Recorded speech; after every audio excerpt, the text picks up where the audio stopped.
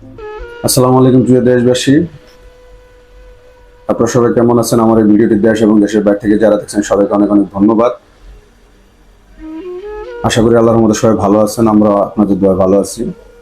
যে কথাটা আমি বলতে চাচ্ছিলাম যে আমাদের আরো 2-3 জেনারেশন আগে, মানে আমাদের বাপ দাদা বা তাদের পূর্বপুরুষ যারা ছিল তারা খুবই শক্তিশালী ছিল। কিভাবে শক্তিশালী ছিল? আমরা যখন দেশ গ্রামে যে আমরা শুনি, এখন আমাদের চাচা বেঁচে আছে আল্লাহর রহমতে, যদিও আমার বাবা নাই, যে আমার দাদা নাকি হাইটা শুনতাম সে মেঘনাপাড়ে চলে যেত।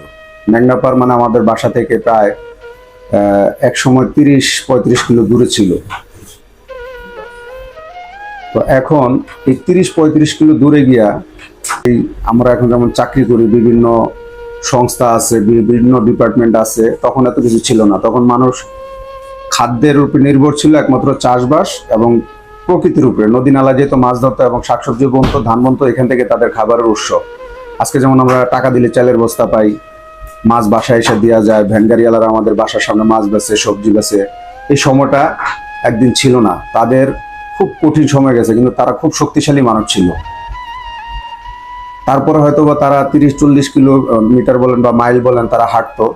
তারপরে জেনারেশন দেখা গেছে একটা এলাকায় অনেক ঘনবসতি হয়েছে, এখানে একটা হাট বাজার হয়েছে, তখন মানুষগুলো আর দূরে যেত না, মাছ ধরতে যেত না। তখন চিন্তা করতো যে আমার কাছে 5 কেজি ধান আছে, আমি আপনাকে 5 কেজি ধান দিব, আপনি আমাকে 1 কেজি মাছ দিবেন, মানে জিনিসগুলোর উপর ডিপেন্ড করতো। তো আপনি 2টা পাতাকপি আনছেন, আমার কাছে 1 কেজি সর্ষে আছে, সর্ষার বিনিময়ে পাতাকপি নেবেন। এইভাবে একসময় দেখছি, আমি নিজেই দেখছি ছোটবেলা। তারপরে যখন আস্তে আস্তে মানুষের কাছে টাকা আসা শুরু করলো, দোকানপাট হইলো, হাট বাজার হইলো, মানুষ তখন আর নদী নালায় কেউ যায় না।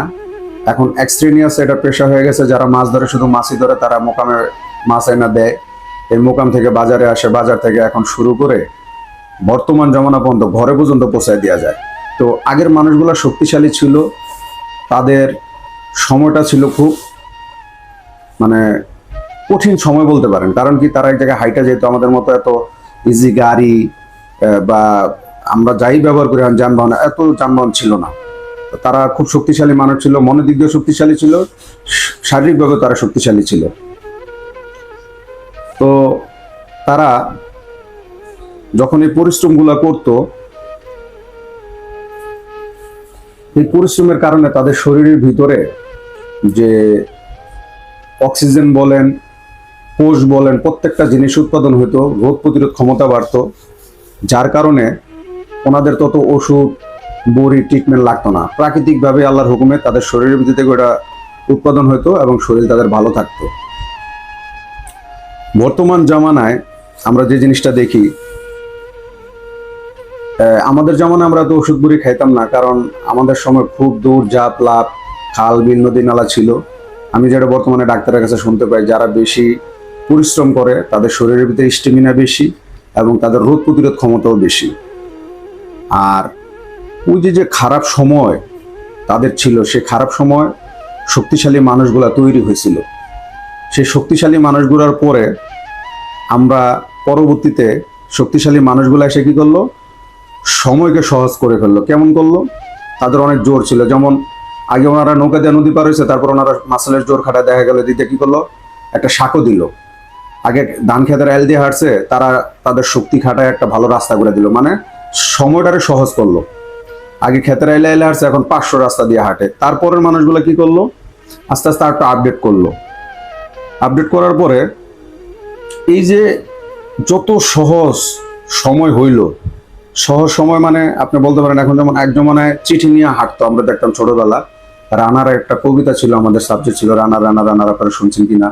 সে চিঠি কাঁধে করে ব্যাগ নিয়ে দৌড়াইতো, হাতে একটা বল্লম থাকতো সিকিউরিটির জন্য, ডাকাতে ধরলে হয়তো বা কেউ ধরলে ওটা দিয়ে সে আত্মরক্ষার জন্য, এটা আপনারা অনেকেই জানেন। তো পোস্টমাস্টার বলতাম আমরা। এই চিঠিগুলো নিয়ে বাড়িতে বাড়িতে যাইতো। তো ওই মানুষটা কিন্তু খুব শক্তিশালী ছিল। তো সময় আস্তে আস্তে যত সহজ হওয়া শুরু করলো, যেমন আমরা এখন কি করি, চিঠি লিখি না, মোবাইলের ভিতরে টাইপিং করি, পাঠায় দিই।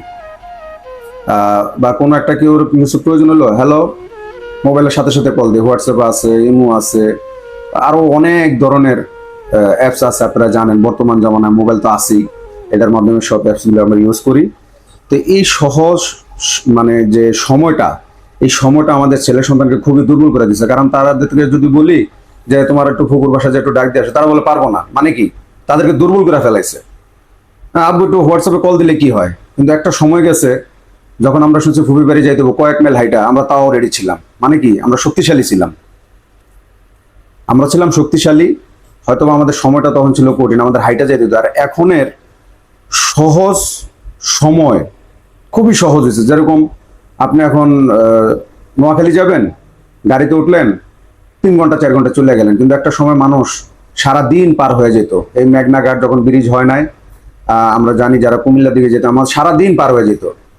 তো তখনকার মানুষ ছিল শক্তিশালী, সময় ছিল কঠিন। এখন সময় হয়েছে সহজ, মানুষগুলো হয়েছে দুর্বল। তাদের শারীরিকভাবে তারা দুর্বল, তাদের ওষুধ অ্যান্টিবায়োটিক ছাড়া তাদের রোগ ভালো হয় না, তাদেরকে ডাক্তার তো দেখাইতেই হয়। আমাদের সময় আমি বলছি যে আমাদের জ্বর হলে মাথায় পট্টি দিত, ফোটা ফোটা পানি পড়তো, বা আনারস খাওয়াইতো, বিভিন্ন লতা পাতা খাওয়াইতো, আল্লাহ রহমত আল্লাহ মাফ করতো। কিন্তু এখনকার পোলা পাইন ডাক্তার ভিজিট দেয়া, ঘন্টার পর ঘন্টা সিরিয়াল দেওয়া, বৈশা ডাক্তার দেখা, অ্যান্টিবায়োটিক ছাড়া তো ঠিক হয় না, ওষুধ ছাড়া ঠিকই হয় না। মানে কি, তাদের রোগ প্রতিরোধ ক্ষমতা আগের মানুষের তুলনায় অনেক কম। তো যত আমরা আরামের দিকে যাইতেছি, আমরা তত ক্ষতির সম্মুখীন হচ্ছি। আপনি দেখবেন এখনকার বাচ্চাগুলো মোবাইল নিয়ে একসাথে, সব পিঁপড়া যেরকম এক জায়গায় থাকে এভাবে বসে থাকে। কে ফুপি, কে চাচা, কে খালা, কে খালু আসতে যায়, ড্যাম কেয়ার। তার মানে তাদের ব্যাপারে কোনো হেডেক নাই। এক জমানে আমরা দেখতাম আত্মীয় স্বজন আসলে আমাদের কোলে নিত, আমাদের গালে মুখে চুম্মা দিত, আমাদের ফুপিরা খালারা। এই আদরগুলা থেকে আমাদের ছেলেপেলেরা বঞ্চিত, এবং আমরা আদর করতে গেলে তারা এই জিনিসগুলা বেশি একটা মানে পছন্দ করে না। তাদের পছন্দের একটাই জিনিস, সেটা হচ্ছে এই electronics device, mobile, TV, YouTube. এই তো সমূলে সবকিছু মিলে আমরা এখন অনেক দুর্বল। এবং আমাদের নেক্সট জেনারেশনটা, আমাদের এরপরে যে জেনারেশনটা আসবে, তারা খুবই কষ্ট করবে।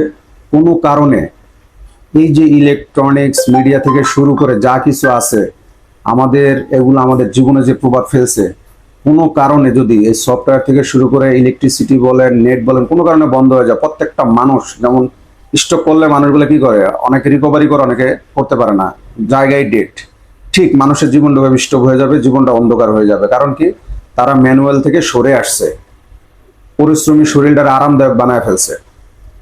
খেতে খামারেতে কেউ কাজ করতে চায় না, টাকা পয়সা দিলে রেডিমেড ধান পাওয়া যাইতেছে, চাল পাওয়া যাইতেছে।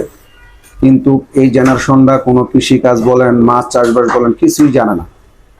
আমাদের জন্য খুব কঠিন সময় অপেক্ষা করতেছে। যে যাই করেন, আমি একটা কথাই বলবো, অন্তত পূর্বপুরুষের ভিটামাটিতে যান, কিছুটা মাটির সাথে সম্পর্ক রাখেন, এই অনুরোধ করব আমি। আমার কথা ভুল ত্রুটি হলে কেউ কিছু মনে নেবেন না, তবে মাটির সাথে আমাদের সম্পর্ক রাখা উচিত। যদি কোনো কারণে ইলেকট্রিসিটি, আবারও বলি, ইন্টারনেট এগুলো ফল্ট করে, আমার মনে হয় যে অন্ধকারে ডুবে যাবে, এরকম অবস্থা। তবে সবাই আপনি উন্নত জীবনযাপন করেন, অসুবিধা নেই। কিন্তু আমাদের পূর্বপুরুষরা যে জিনিসগুলো হাতে করি আমাদেরকে শিখাই গেছিল বা তারা করেছিল, ওই জিনিসগুলোর অভ্যাস আমরা রাখি। এতে আমাদের ভবিষ্যৎ অন্ধকার হবে না, আমাদের ছেলে সন্তানরা ভালো থাকবে। আর না হলে আমাদের জন্য মহাকাল বা মহাবিপদ অপেক্ষা করতেছে। আশা করি সবাই ভালো থাকবেন, আমার জন্য দোয়া করবেন। আসসালামু আলাইকুম রহমতুল্লাহ ওয়া বারাকাতুহু।